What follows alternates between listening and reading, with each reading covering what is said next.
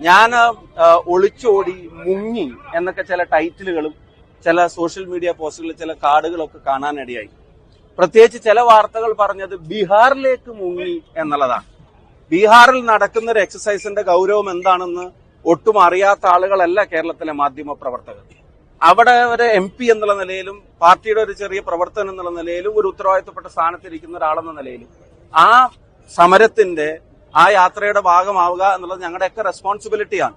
21-ാം തീയതി പാർലമെന്റ് സമ്മേളനം കഴിഞ്ഞാൽ നാട്ടിലേക്ക് വരുന്നതിന് മുമ്പ് ഡൽഹിയിൽ നിന്ന് ബീഹാറിലേക്ക് പോകാൻ എളുപ്പമാണെന്ന് നമുക്ക് എല്ലാവർക്കും അറിയാം. അപ്പൊ അതിന് പോയിട്ട് ഞാൻ തിരിച്ചിന്ന് പുലർച്ചെയാണ് എത്തിയത്. വന്ന് ഞാൻ നിങ്ങളെ കാണുന്നു.